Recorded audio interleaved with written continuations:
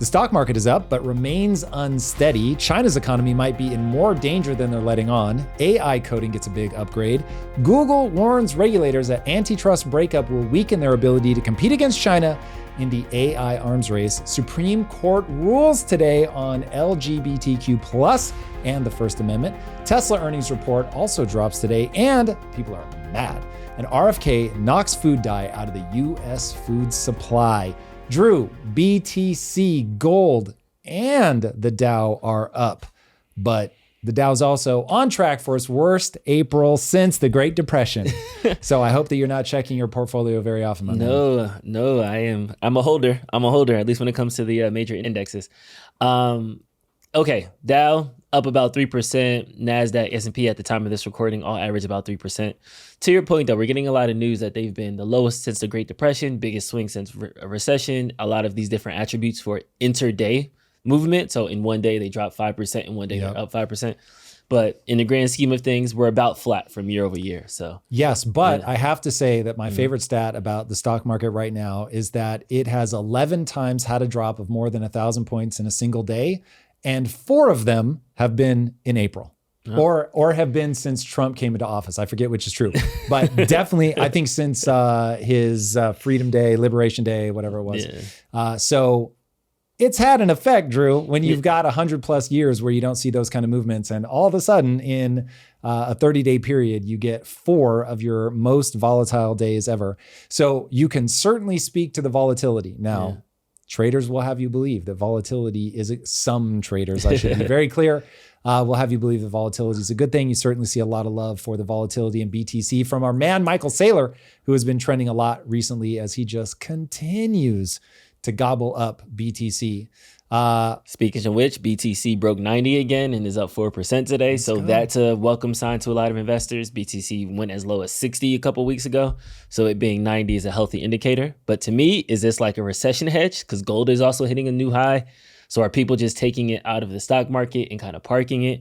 What's your read of like the sentiment or where this money is moving? Well, the sentiment is definitely people are uncertain. There is so much uncertainty going on right now. And to overlook that, I think would be a mistake. I think the uncertainty is rightfully being read from Trump's, what certainly to the outside world is erratic behavior, whether you believe in 4D chess or Tesseract chess or whatever you want to call it, it is functionally erratic in that people are unable to predict what he's going to do next.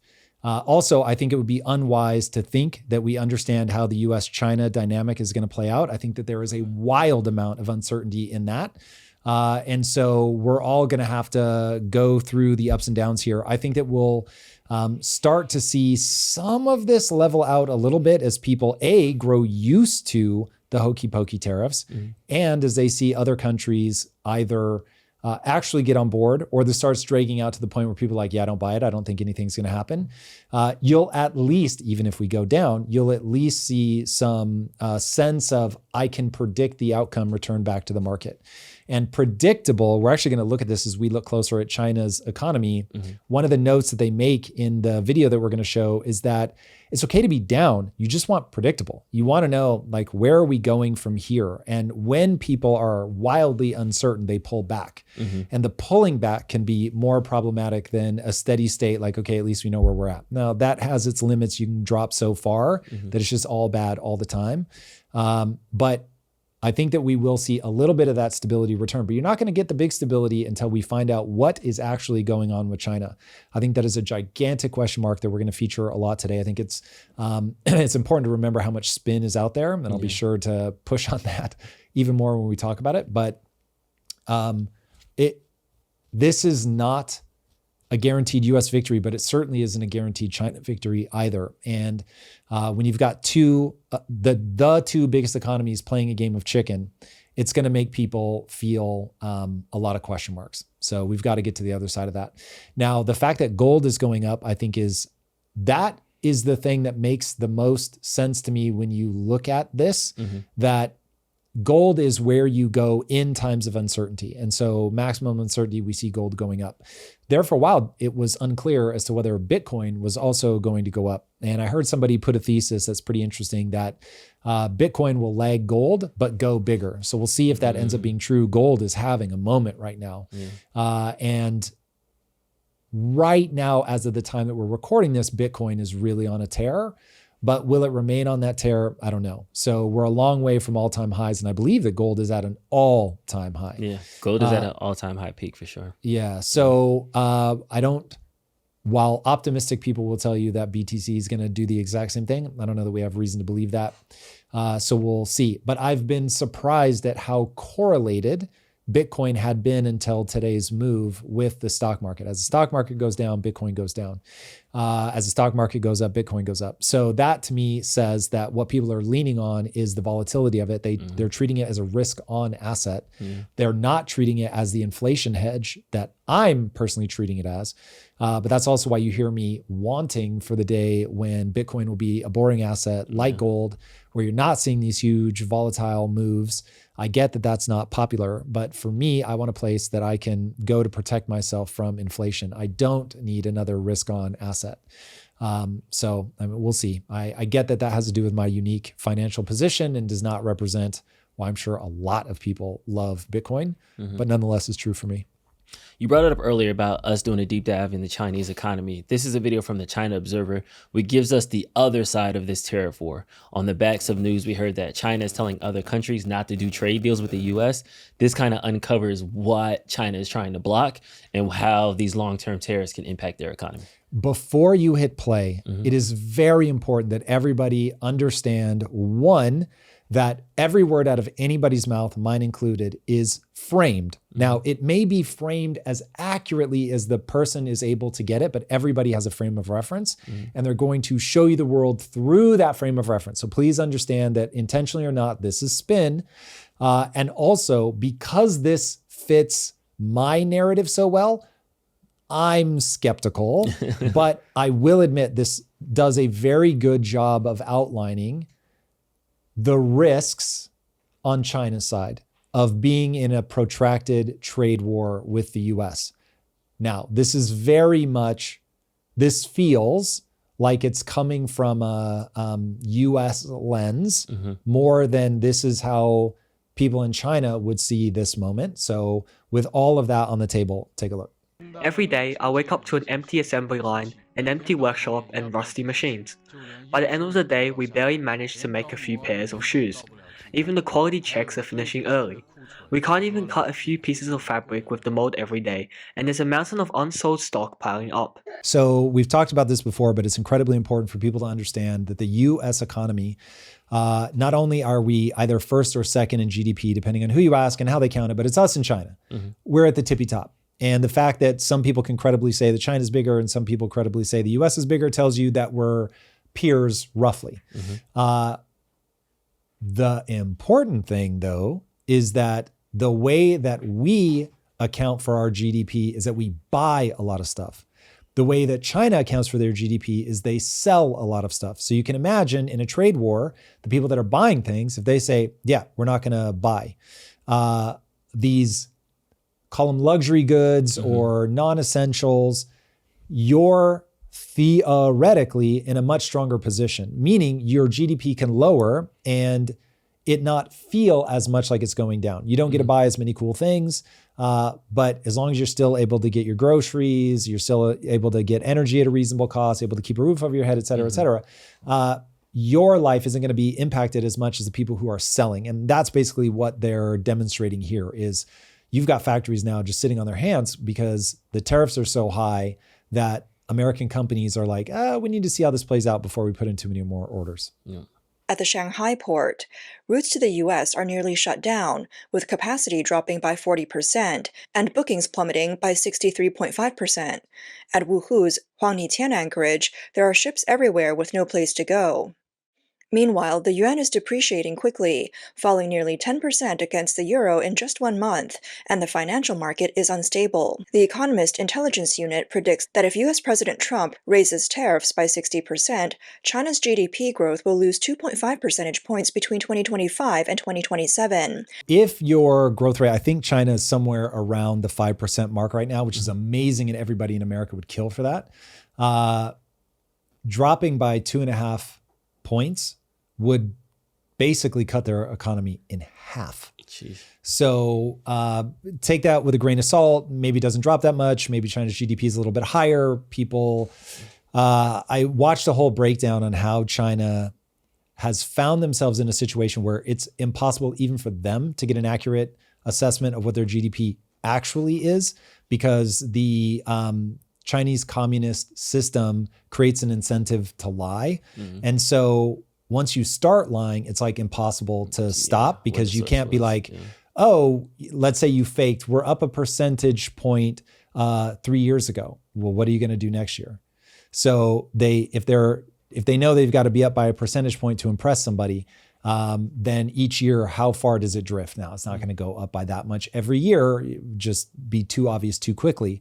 But the incentive anyway is there's upward pressure. China's admitted this themselves. They understand that this is something that's difficult to take at the word of the different people that are in charge of their region.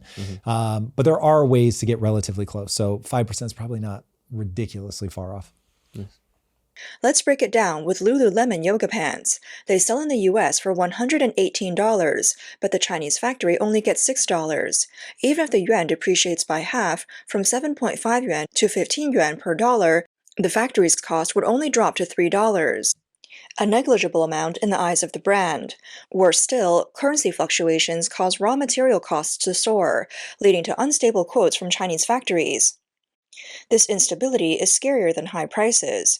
Brands would rather place orders in places with stable currencies like Vietnam or India.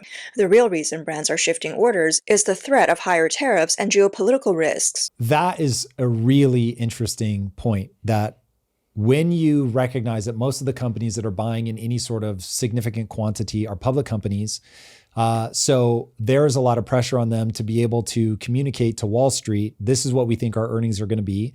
And so they'll take a hit if they say, listen, the prices have changed. This is now what they are, if it's worse, because people are going to say, okay, you're not going to be as profitable next quarter. However, the thing that becomes hard for them is when they don't know what their prices are going to be. And so they're fluctuating wildly because they're not going to be able to communicate clearly to the street, Wall Street. Wall Street isn't going to know exactly how to rate them, how to express in dollar terms the level of risk. And so it's always risk and return. And given that, companies would rather pivot and reposition themselves somewhere else away from China that's more stable, because at least then they can communicate. And then once things stabilize, they can decide if they want to go back. But the lack of stability is in and of itself a problem. So temporary or otherwise, obviously temporary is better, but temporary or otherwise, when you have that kind of uncertainty, this is why you see the volatility in the markets. So it's better for a company to go to Vietnam or India, to a place that's not getting increase in tariffs every 5 days. They're not getting a change in tariffs. So, and this is part of the problem. This is one of the big complaints about the way that Trump is doing this, is he's doing it everywhere. And so even if Vietnam doesn't have the kind of predictable rate that they can say, hey, cool, it's up, but this is what it is. Now, they're less likely to be as volatile as China, which is why I think they're about to talk about this, why different companies are pivoting to different countries. Better that than the place that you know is going to be peak uncertainty for the longest period of time, which is China. The trend of decoupling from China isn't something that depreciating the yuan can stop. Lululemon has already moved 15% of its production to Vietnam. Nike has reduced its procurement from China from 35% to 18%. Apple's production capacity in India has doubled. Major retailers are setting a cap on single-country sourcing at no more than 30% and require a 6-month stockpile in the US-Mexico region. The large orders that Chinese factories relied on for survival are being slashed. Amazon has directly asked suppliers for non-China supply chain certification application in 2024, and the rejection rate for Chinese sellers has surged by 80%. Walmart and Costco are building new warehouses in Mexico, and their procurement from China has dropped by over 20% in the first quarter. The trend of depreciation has already started. Since October 2024, the offshore yuan exchange rate has repeatedly broken the 7.3 mark, reaching a low of 7.36. It's important to understand the U.S. for sure, and I'm sure international markets care as well, about when a country manipulates their currency by devaluing it through typically the printing of money. Yeah. And so what China is being credibly accused of, in my opinion, is manipulating their currency to make sure that their exports are cheap. So you want to devalue the yuan if you want to have strong exports. So that way people are like, oh my God, this stuff from China is really cheap because my dollar is strong compared to the yuan. Yeah.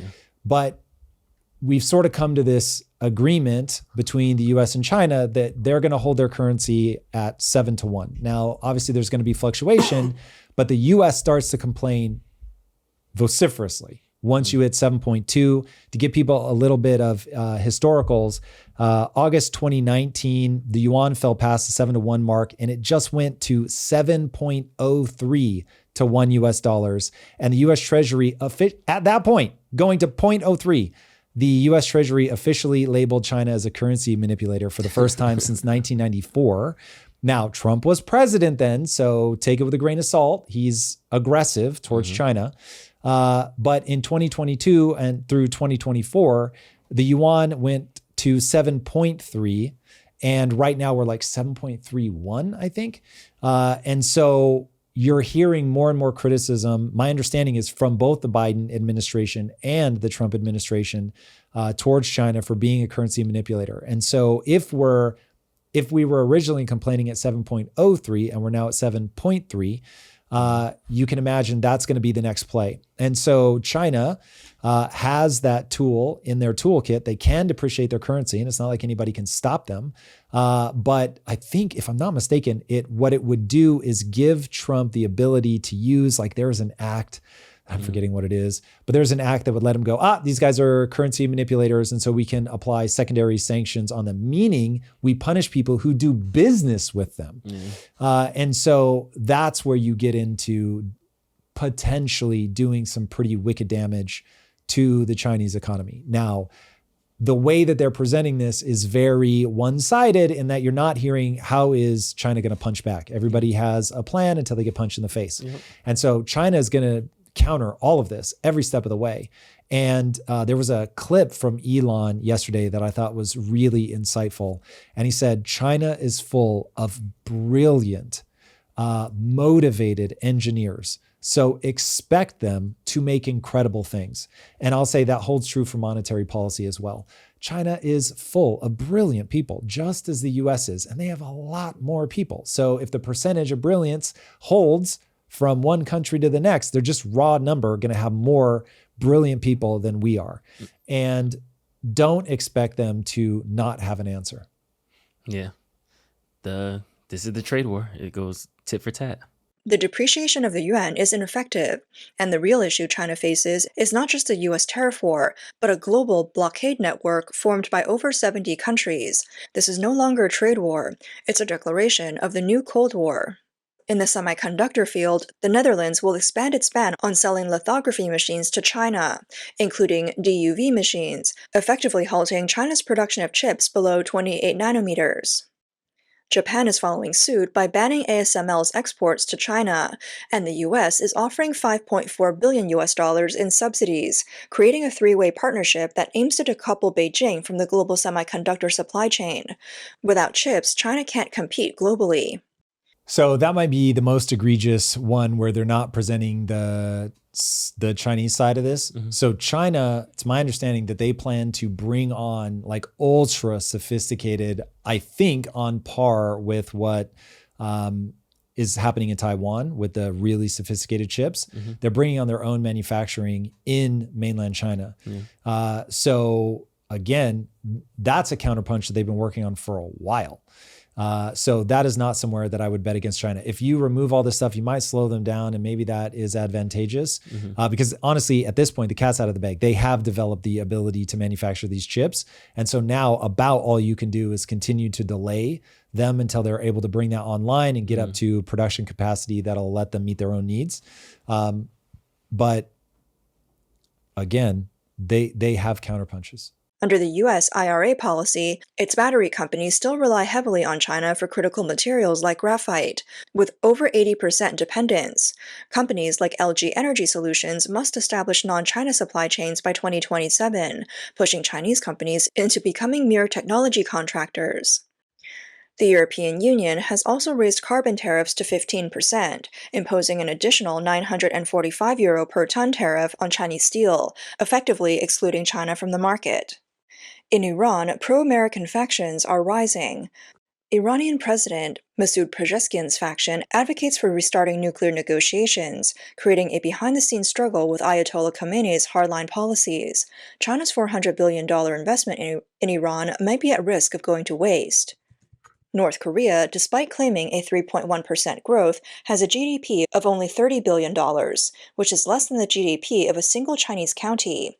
As a strategic buffer zone, its economic support is limited. According to IMF data, since the Russia-Ukraine conflict started, trade between geopolitical blocs has dropped by 12%, and investment has decreased by 20%. This multi-layered decoupling has surpassed a trade war and formed a Cold War-style parallel system. China's adversary is not only the United States, but the entire Western Bloc. Washington think tanks and policy circles generally believe that keeping China trapped in the middle income trap is the ideal outcome for the United States. With a per capita income stagnating at $15,000, China lacks the ability to challenge America's global leadership while avoiding complete collapse that would cause global turmoil. If they can pull it off. But that's going to be tough, man. Yeah. Like corralling China with the kind of momentum that they have now is not a foregone conclusion in my mind. This is, there are dangers to our own economy, obviously, as we see with the stock market. There are dangers to inflation, what people will call inflation, the rising prices of all the things that we get from a high tariff country. I've drawn the distinction many times. People can go look up what I mean by that. So we still have to play this game very, very carefully. I don't want even in my own mind to take on board everything that's being said in this as if like, oh, this is how it's going to play out. Yay, we're fine. This is still something that has to be done with a ton of diplomacy. We'll see, man. We'll see. What do you think is some of those counterpunches that China might be throwing out? Because, according to this video, to your right, their currency is being manipulated. The warehouses are empty. They're finding external pressures with their trade partners. But to our point, China has said it time and time again, we'll fight you to the very end. So I think there is some things in their back pocket that they are sitting on. What are some things that might have been left out of this video in your opinion? So the biggest one is the fact that they're going to be able, technology, I think is the single most important point of contact in all of this. That the battle for AI is the battle in the Cold War between the US and China. That will be able to keep them from getting access to those chips when they're already building their own manufacturing capabilities. When you look at the fact that I don't think anybody better in the world at showing how rapidly they can increase the efficiencies of manufacturing. So I won't say that they beat everybody on high-end manufacturing. Obviously, the semiconductor industry is not in mainland China. But I have a feeling, given how often they'll look at what other countries are doing and then do it better at scale, they're not the people to bet against being able to bring up their own chip manufacturing capabilities. So that's one. Two, I have a feeling, I don't know what their exact debt to GDP ratio is, but I think it's better than the US's, which means that they have a lot of money printing they can do before they get in the situation that we're in. And the reality is, yes, they're not the world's reserve currency, but they are a very powerful economy that people don't want to lose access to. So I think that they're going to be able to build some allies. I don't know how many they're going to get. Obviously, if the US, if all of North America, so Canada, the US, Mexico, and Europe all come together, okay, then it's game over for China. I think that they're really going to struggle to grow in the way that they could grow if they had reach beyond just Asia. I just don't know how lockstep we're going to move in given how adversarial Trump has been to his allies. So we'll see. I think there are realities to be faced, which is I'm going to place a bet that Europe is far more likely to side with the US and therefore will, grumbling or not, that Canada is far more likely to partner with the US, grumbling or not. Mexico, same thing. That I like to think that Western countries have their eyes open enough to understand that if you have to be partners with somebody, being partners with the US when you disagree with them is a better place to be than being partners with China when they disagree with you. We'll see. That's all going to play out. But that is definitely my Western sensibilities coming into play. Just like you said, we'll see. This is the longest game of chicken on a public stage that we have seen played out. So now it's just going to see who taps first. The thing we don't want to lose sight of is we've hardly been at this for like a month. So it's just the living day-to-day life with uncertainties. It feels like it's going on forever. And this is why people buy high and sell low against the only piece of advice you need in investing, buy low and sell high. The reason that people can't do it is a day feels interminably long when you're worried that you may have lost everything or that you may end up looking like a fool. And so people panic. And a month can seem interminable. And that's why something you said at the top of the show is important for people to remember. You're going to hear a lot of noise about the Dow Jones average, but it's where it was almost exactly a year ago. And so, we've had these huge swings. But when you zoom out, it's like, we're flat. We'll get back to the show in a moment. But first, let's talk about a major source of stress in relationships: financial disagreements. They consistently rank among the top causes of divorce in America. Most couples avoid money conversations until they escalate into heated arguments. The issue isn't how much you earn, it's about creating transparency and working as a team. That's exactly how Monarch Money can help. Whether you're single or in a relationship, Monarch is a complete financial command center designed to transform how you manage your finances. The Wall Street Journal named it the best budgeting app of 2025, and over 1 million households trust it daily. You can even share access with your financial advisor or tax professional at no extra cost. Stop letting financial stress damage your relationship. Use code THEORY at monarchmoney.com for 50% off your first year.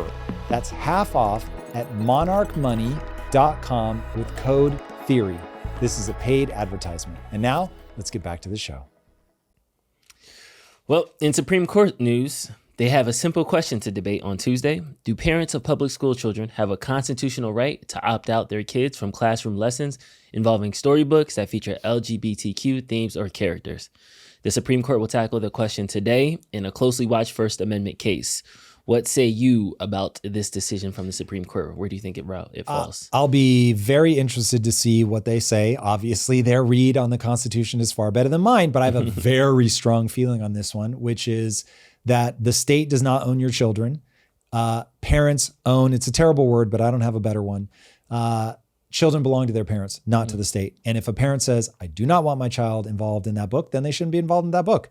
Flip it. If there was a book that was all about that the only moral way to live your life is a man and a woman to be married and to raise kids, if your parents, gay parents that have come together and you're raising a child, I would get why you'd be like, hard pass, absolutely not.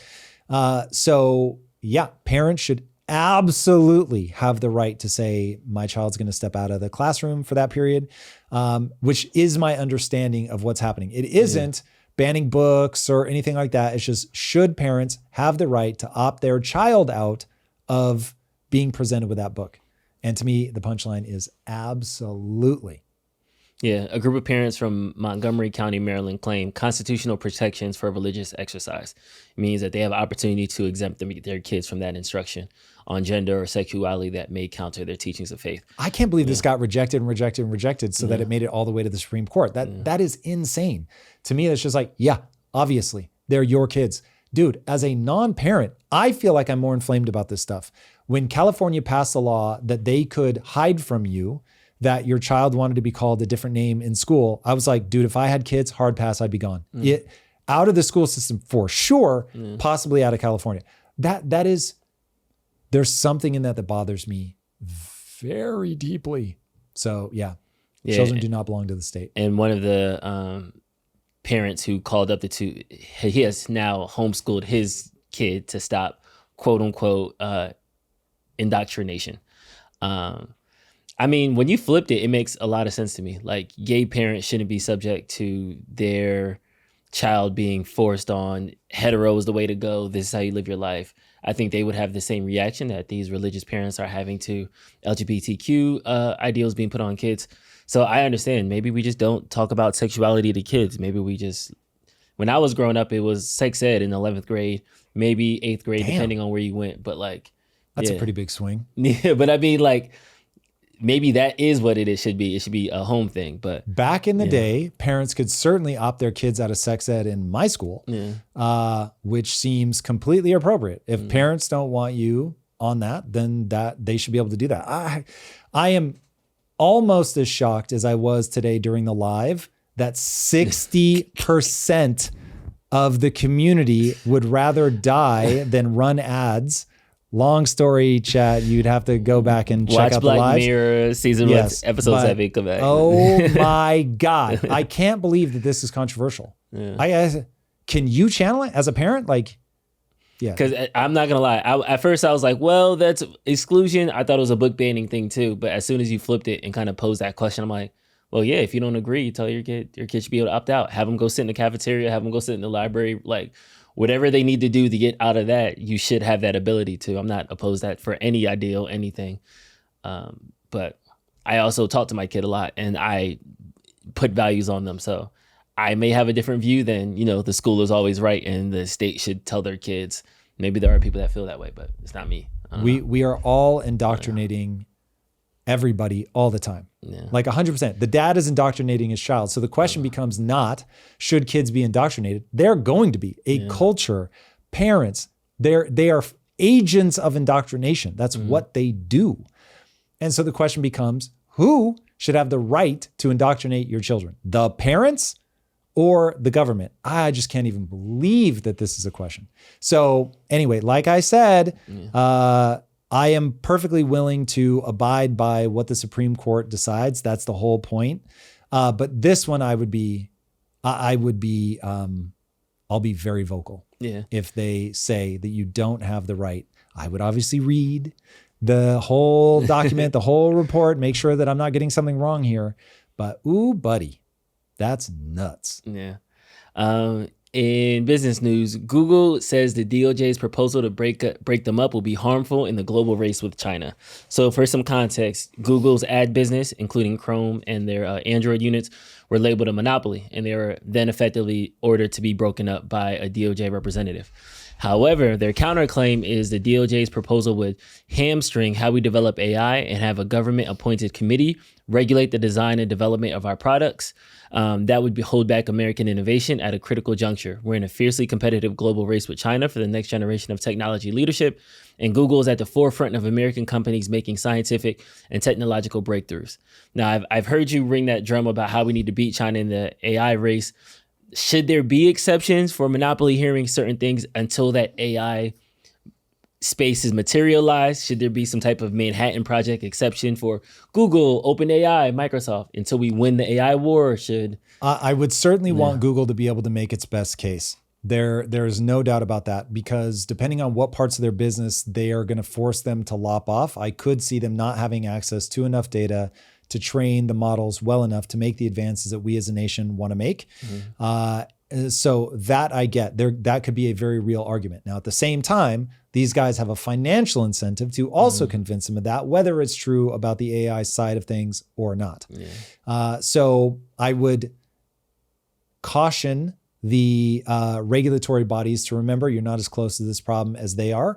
And then I would also remind the companies that when you get into monopolies, that ends up being bad for the consumer. And so we have antitrust laws for a reason. Those antitrust laws tend to work out better for the consumer, but it's not a free pass. And so this has to be done well. This has to be done with a scalpel. You've got to make sure that you're looking at the downstream consequences. And we are at a moment, for better or worse, when we are in a Cold War with a rival power at a time where the technology, the implications of winning the technological race couldn't be bigger. And so, yeah, I would be very thoughtful. Now, the good news is I don't think anybody has a monopoly on AI. So OpenAI is doing a bang up job without the kind of access to data that Google has.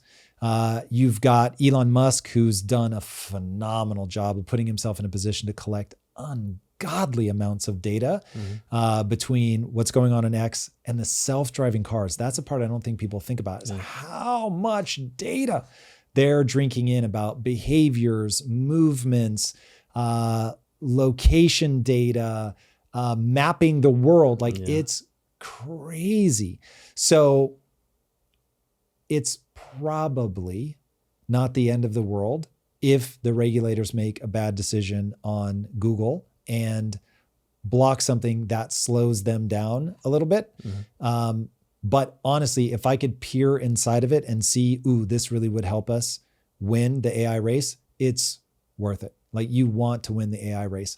But I don't say that lightly, because consumer protections from monopolies is a good thing. You want competition.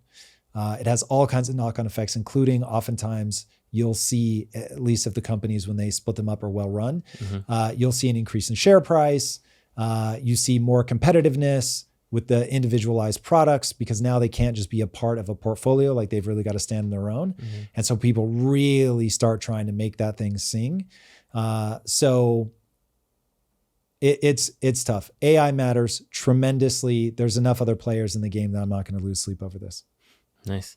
In other AI news, Loveable dropped an app that claims all you have to do is type and build an app. Idea the app in seconds. Is taking vibe coding to a whole new level. You use Loveable. You're talking about this weekend, right? Yeah. So this one, for anybody that's been at the headline level of AI, this is going to be like, obviously we've been able to do this for a long time. So I won't say, so I'm not a coder. Let me be very clear. We have a coder in-house who is endlessly frustrated by vibe coding apps and web pages. He's endlessly frustrated that you just run into these problems that he's like, is it really speeding me up? I don't know. But as somebody that has on the periphery been trying all of these things, this was the first time where I was gobsmacked, where I was like, man, I've hit dead ends before, very early in the process, to the point where I was like, like, if you're not a coder, like, this is just, it doesn't do anything interesting. You're far better off spending your time going and finding an app that already exists that does that thing, rather than trying to do it yourself. And then I was trying to do my anime and manga tracking. And there's an anime that I like a lot called Devil May Cry by Adi Shankar, which, by the way, this guy's unbelievable. And he's American. And so ironically, I think the most of his animation is done out of South Korea. But there are purists about anime, has to be from Japan. And so the app that I use to track doesn't include Devil May Cry. Anyway, I found that so offensive that I'm like, I'm going to make my own. And so I went and started using Firebase, which is Google's. It got frustrated very fast. I was like, let me try Loveable. I've been hearing about it. Dropped into Loveable, and I was like, holy Lord. I got so much farther. Now, I still ended up in a death loop of, like, I was trying to make a change. It just could not make the change. It would, every time it would make the change, it would break something. It kept breaking. Like, you can either have A or B. You can't have A and B. Like, as soon as I would fix A, B would break. As soon as I would fix B, A would break again. Back and forth, back and forth, back and forth. So I was like, okay, if I were a coder at this point, I would just go in, see the exact problem, because it could tell me what the problem was. But I'm not going to go into the code and try and fix it. So anyway, this felt like a huge leap forward. People will forgive me if they're far more familiar. But I've tried Claude 3.7. I've tried Firebase. I've tried Loveable. I think I tried one other one. And all of them, I just will dead end really early. Like Firebase, I dead ended so early. And Loveable was able to recommend an API, integrate the API, start pulling the information. Nice. It didn't make me prompt it for like, hey, populate this with dummy data. It just did all of that. So I literally gave it the exact same, a copy and paste prompt from what I had done in Firebase, moved it over to Loveable, and the results were night and day different. It was very impressive. So look, these things are all going to go back and forth. They're all going to be leapfrogging each other, but that one felt exciting. That was the first time where I, as a complete non-coder, was like, oh, this isn't just hype. Like there's really something here. And the Anthropic CEO said by the end of this year, he believes that basically 99% of all coding will be done with AI. That was the first time where I was like, I don't know about the next 7 months, but bro, the next 12, like, definitely. Yeah. Yo, it's moving fast. It almost reminded me of how you described it with writing. Like writing with ChatGPT is like having like the most efficient writer's room possible. Oh my God. I feel like that's probably what coders feel like with like ChatGPT or some of these AI apps of like, I know how to build it, do the minutia. Let me get into my creative, do the minutia. Let me, you know what I mean? Like you have just nailed it. Because I'm not a coder, that very self-evident statement of truth you just made did not occur to me. It's exactly right. This is where writing is, where I cannot believe how much faster I write now. It's Lisa and I were running the math. It's at least twice as fast. Nice. It might be 4 times as fast. Wow. Where it's just unbelievable. Because I spent 18 months, something like that, as a professional screenwriter. I was just paid to write. And it would take me about 8 months to get a first draft of a well thought out screenplay from like, I need an idea to here is the draft. I'm convinced now that I could do that for sure in 4 months. And that's probably with rewriting. So it's dramatic, but there is a handoff where if I just say, write me this scene, it will be super cheesy. And so I do all the brainstorming, all the problem solving with AI, which it is unbelievably good at. And then you still have to go in and like script. But then if you're like, oh, there's something not right, what's not right? You can feed it to the AI. It's very insightful. It's just not good at execution. And in Loveable's defense, it did keep telling me, the problem's right here. The problem's right here. And I was just like, bro, I'm not going to go fix that. You need to fix it. And it just couldn't. No. So we'll look forward to see that. HHS Secretary RFK is today announcing a plan to remove artificial food dyes from the American food supply with the FDA. I know RFK is controversial in a lot of areas. To me, this seems like a slam dunk win. I don't know if you got anything on this one, but I mean, look, at a high level, I'm always tense when the government thinks that they know better. Because when we started Quest, they were like, you shouldn't have fat in your food. We're like, what? So that was absurd. But we were all in a loop of fat's the problem. And that ended up not being true.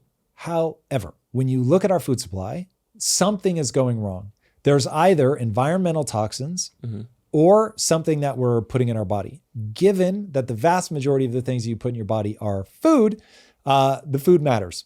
And given that other countries that don't have quite our obesity epidemic and quite our chronic health burden, they don't allow some of those things in food. I'm here for taking a more conservative stance. Now, if he were trying to ban a macronutrient, then I would be like, hold the phone here. Like you're getting way out over your skis on this. But saying we're not going to do color dye, yeah, let's run the experiment. Let's see what happens. I think there are probably more things like that are like, yeah, they're not really doing anything additive. It's worth at least checking to see like, how does this play out if we take this out of the food supply? So I'm going to give him latitude. I think he's very sincere. I believe, history may prove this wrong, but I believe that he really wants to help. He really wants to do good. And he's really willing to look at what the data says. Given that he's starting conservative with something like food dye, which is not a nutritional value thing, it just makes it look more appealing. Yeah, let's give it a shot. Yeah, we'll see what happens. And then last but not least, summer's right around the corner. So fellas, next time your girlfriend, wife tells you she's going to a girls' night out without you, I have a list of questions for you to ask her. Just say, this doesn't work for me. This doesn't work for me because I don't want my girlfriend / future wife half naked out with a bunch of other women getting hit on by men all night. And I would also ask you, doll, if you're with me and happy, why do you feel the need to go out and get all these attention from other men? Why? Because that's why she's doing it. No, she's doing it for herself and her girl. Really? Then why aren't they sitting in the house? Why didn't they get all dressed up in the mini skirts and the sequins and all that stuff and buy some alcohol if they want to be tipsy and go sit in somebody's house and dance with a big disco ball on the ceiling? Because there's no other guys there. Because they're lying to you. Because the whole point is to go out and to get hit on by other men. Because you're not enough. She's not that into you. You are like, okay, but she also wants all the attention from everyone else. Bottom line is, girls' night out is a disaster. It's a hot mess. It's not well-intentioned. It's all bad things. Is a girl's night out all bad things? Definitely not. Listen, for some people, sure. It's an excuse to go not only get male attention, but to cash in on some of that male attention for sure.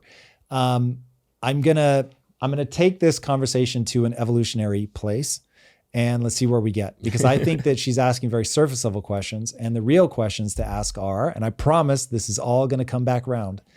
And if you have kids, now is the time to eject them out of the car or wherever you are. Why is the penis shaped the way that it's shaped? Why is the clitoris on the outside? If men have been away from the woman, why do they deposit more semen upon having sex? Why is it that women are vocal during sex? When you really look at the shape of the penis, it should terrify you for what our ancestry was like, because I don't know how hard to go in the paint here, Drew, but give it to him. It's shaped like a shovel to scoop things out. And you can imagine what it's trying to get rid of, which means that on an evolutionary timescale, there was so much what's known as sperm competition, meaning the woman had viable sperm in her at the same time before the egg was fertilized, so often that the penis most likely to scoop out what was there before it won. Like, it actually changed the shape. Now, I'm not saying at the human level. I'm saying this is how you come up through the animal kingdom. Now, it ends with that final bit of fine tuning at the human level. That men ejaculate more volume when they've been away and fear that their woman has been around other men. The assumption is that you've had sex with other men and I've got to outcompete that sperm. And so that means that that was an evolutionary strategy that was rewarded. So meaning it actually mattered. The guys that did that had the guys with the most shovelly shape and that were depositing the most sperm when they've been away from their woman. They won, dude. They won. And it echoed back. And then and remember, I am going to make all this add up to girls' night. And why is the clitoris on the outside? If you look at our closest genetic relative, it's the bonobo. And the bonobo live in societies where they use touching of the genitals as ways to overcome friction in society. So if you got in a fight, if two women get in a fight or whatever, then they'll go up and they'll touch each other on the genitals as an apology, as a way to just be like, girl, I'm with you, literally. And I think the only thing that makes sense, because that thing should be a button on the inside. Can we agree? So it's like the only thing from an evolutionary standpoint, if it was just about pregnancy, that shit would be on the inside. And your goal as a man would be to bink, bink, bink, and just like do the things that maximize your likelihood of getting them pregnant. Yeah. So, but it's not. It's on the outside. And I think that's because it works at a minimum dual duty. And I find that utterly fascinating. Now, for people that know the anatomy of a clitoris, it's actually not just on the outside. It's also on the inside, and it wraps around the vaginal canal. But anybody that's been with a woman can tell you right now that the bit on the outside is the best bit, Drew, and it is the easiest. Yeah.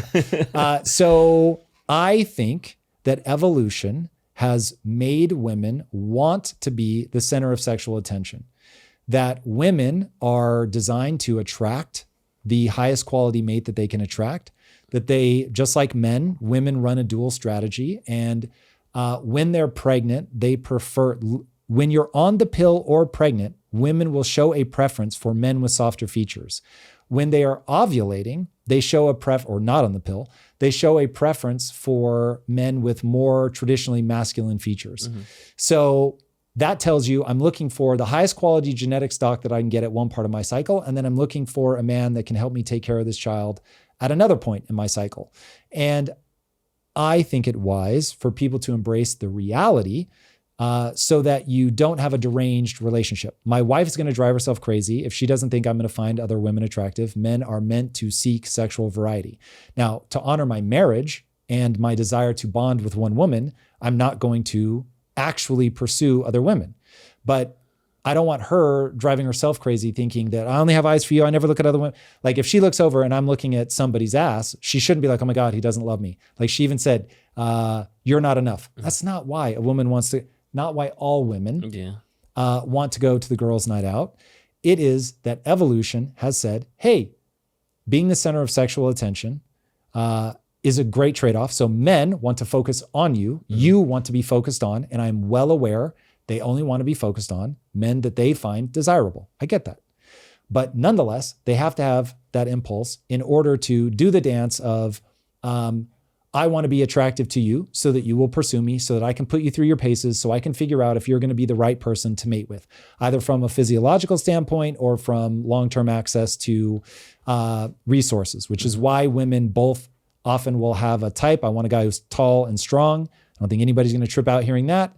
But also, I want a guy that makes me laugh. The laughter, humor, is a sign of intelligence. Intelligence is a proxy for you'll be able to get access to resources. So you've got this intricate dance, and evolution has given women a positive feedback loop when they put themselves at the center of that sexual attention. They're picky, they're choosy. Obviously, women are the sexual gatekeepers. But that is part of what's going on in the desire to go out and to have that male attention. There's just an algorithm running in their brain that makes that feel really wonderful. Now, they're humans. They have a prefrontal cortex, which means they do not have to give in to whatever impulses they have. My wife has gone on plenty of girls' nights. I don't get weird about it because I have so much trust with my wife. And yes, people should have rules. Yes, people should articulate very clearly what they consider acceptable and not acceptable. Yes, people should work in their relationship to make sure that the other person feels, not intellectually understands, but feels in their bones the level of commitment that you have to them and to the relationship. And I use that word very intentionally. And I think when you put all of that together, along with, some women, they feel neglected. Some women probably don't. They're leaning more towards promiscuity, and they really are going behind your back, and they really are doing things that you would be mortified. Of course, there's all of that, just as there are guys that are unfaithful and they cheat and all that. What I would want for people is to understand that we have these evolutionary impulses. There is a reason we are the way that we are, but we have a prefrontal cortex for a reason. Engage that. Focus on pair bonding. Like you were giving me a jokingly hard time that after the long weekend, I said, hey, did you deepen your romance to people that I knew were in relationships? And I really meant that. Like I take time on long weekends like that to make sure that I'm investing heavily in my marriage. Nothing has reaped greater returns for me, but that stuff doesn't happen by accident. So you have to do things to make sure that you guys are pair bonding and all of that. And that will reap tremendous rewards, despite the fact that the clitoris is on the outside, despite the fact that the penis is shaped like a shovel. All of that, at the end of the day, we can overcome that. But to blind yourself to the complexities of the human experience, I think is a mistake. And while that clip is fun and funny, I don't think it is accurate across all women that could conceivably be going out on a girls' night. Well said. Well said. Ipto facto. That's all I got. All right, everybody. If you're not already watching us live, make sure you do. It is Tuesday, Thursday, and Friday at 6 a.m. Pacific time. And here are some highlights from today's live. It's interesting to tell my own story because I'll say, nobody thought that I would be successful. And my wife is always like, motherfucker. She was like, I have always known that you were going to do something. And nobody has put their lot more with you than me. And she was like, but whenever you tell the story, it's always that nobody believed in you. And I'm like, that's actually fair. Because as I have oft repeated to my wife, I don't want to know who I would have become if I didn't meet her. And that one is like when I just step back and go from the trust that I have in her, from knowing that if I fall, that she'll pick me up. Have you seen, oh God, I'm going to get emotional. Ooh. Let's go. Emotions. What a highly emotional day. Let's go. Do it. Let's do it. I see it. Let it happen. Let it happen, man. You're around family. On the internet, Drew. Oh, fuck.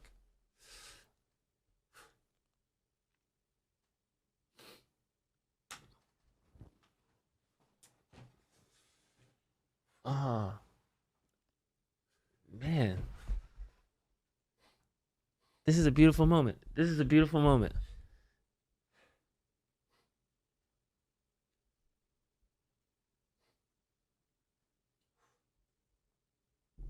Oh, chat loves it. Thank you, chat. Thank you for showing support and showing the hugs in the chat. This is a tough moment. It's a human emotion. It's a human moment, yeah. Human moment.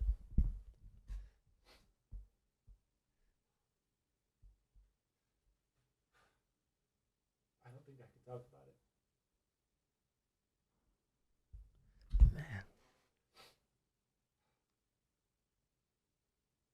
Man, some things are better left unsaid. Fuck.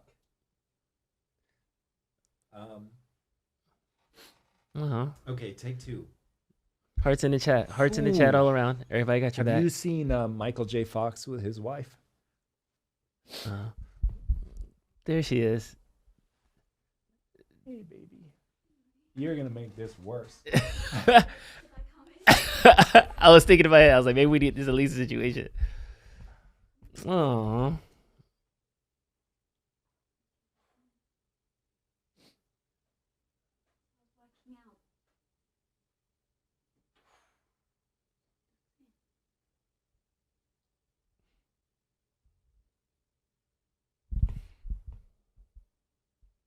You can stay. Ella.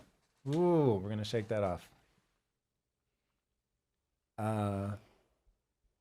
So Hi, everyone. there's footage of Michael J. Fox with his wife, and on the red carpet, he's shaken to shit, obviously because of Parkinson's. She's still with him. God knows how many years later. In sickness and in health, man.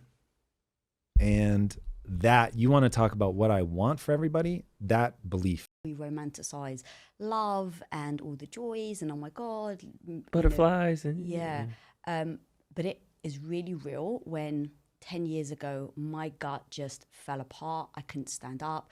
I could barely breathe. He was ready to rush me to the hospital every time I would eat something. I mean, it was bad. Mm-hmm. And in those moments, how do you respond? Now, sometimes I think initially it's kind of easy. I'll show up for you. Let me do things.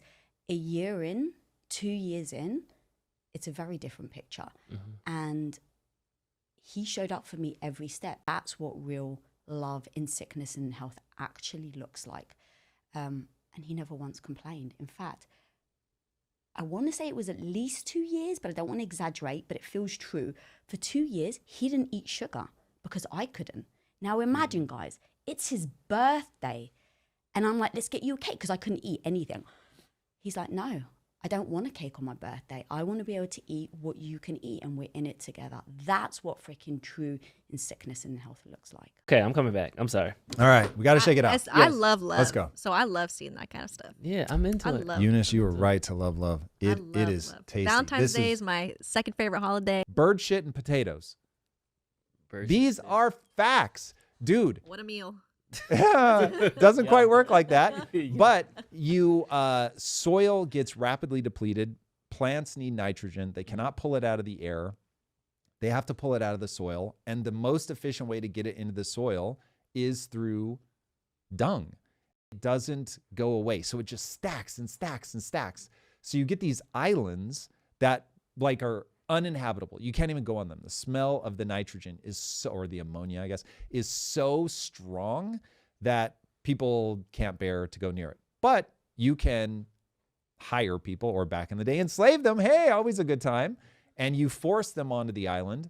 You mine this stuff. And there were literal wars, is probably an exaggeration, but people were conquering these islands, taking them away from each other, because once you had that, you could ship it to other countries and allow them to grow better crops. And what they found was, in terms of a complete item that's easy to grow, potatoes were like the jam. If you had potatoes and milk, you were good. Who would have guessed? So like around the world, potatoes start in like some small place. I don't remember if it was South America, but I think it was. Potatoes start in like the Andes. And then they just find their way to everywhere around the world because they could transport the poo and they could transport the seeds for the potatoes. And we could literally feed more people. And so suddenly nations that had been stagnant from a population standpoint for God knows how long, all of a sudden we get this huge population explosion. Poop and potatoes, man. Thank you, Pooh. Poop and Let's potatoes. go. Thank you, Poop Like, and it's potatoes. crazy. It's Unsung crazy. heroes of today. And earthworms. Who would have guessed? Why is the clitoris on the outside? The only answer that makes any sense is that it can be touched with a hand. And at that point, it's like, well then, who's that access for? And it soothes all the concerns and they're able to get to the other side of it. And so as a guy, the number of times where I've been like, what is that doing on the outside? Like, that is the craziest shit I've ever seen in my fucking life. But that makes this people is absurd. Worried about the other way because male pleasure zones are inside of their anus. So, bro, have you ever touched your penis? That thing's pretty amazing and it's designed to go inside. So from a I want to get this person pregnant standpoint, but I mean, like, chef's kiss. The male G spot is inside the anus. Sure, but so, I mean, here's the thing: so, I've never found myself going. You know what would make this finally fun? I'm just talking about the clitoris on the outside evolution, and so then now on this side, does that mean that? I get how much context matters. I really do. But as somebody who's had a prostate exam, let me tell you, I wasn't like, well, this is fun. Context matters. This is what I've been missing all my life. Yeah, I wasn't like, well, I've got a new context I'd like to introduce this to. So yeah, I'm gonna say that if we're gonna talk about where the pleasure zones are, but the head of the penis, pretty pleasure-y zony. So that one doesn't seem weird to me. But yeah, I don't get it. I have a hypothesis, but if it isn't that, then I'm like, what's happening? I am not telling people to go inside the booty hole, Brock Johnson. He's just saying it would be better if you did. I'm not saying that either. He was just Cheers. He was just outlining. I hope where the pleasure zones are duct tape closed if they're anywhere I'm near telling you where the male what you're pleasure listening to zone right is. now. All right. The chat. Yep. All right, everybody. If you haven't already, be sure to subscribe. And until next time, my friends, be legendary. Take care. Peace. Here is the brutal truth about scaling. Most entrepreneurs don't outright fail, they plateau. And if you're stuck right now, you know how true that is. It could be that your revenue flatlines every time you step away, or maybe you're trapped in a commodity market that's racing to the bottom, or maybe you're one of the lucky people who is navigating a very complex partner dynamic that turns every decision into a battle. These problems and a whole lot more can seem impossible until you break them all down into first principles. My partners and I used this thinking to grow Quest Nutrition by 57,000% in our first 3 years alone and scale to $1 billion exit. And now I'm teaching this framework to a select group of entrepreneurs who are ready to scale. Now, I want to be clear, this is not for everybody because I'm looking to work with serious entrepreneurs that already have an established business and a proven track record of execution. If that's you and you want to learn how to break through your biggest business bottlenecks using first principles thinking, be sure to apply now. Just go to impacttheory.com/scale or click the link in the show notes. Again, that's impacttheory.com/scale. If you like this conversation, check out this episode to learn more. Pope Francis dies, Klaus Schwab resigns from the WEF, China warns people not to sign trade deals with the US, the Supreme Court drops a midnight injunction, Alito and Thomas dissent, Brett Weinstein has a banger take on the dumb voter problem, Future Tech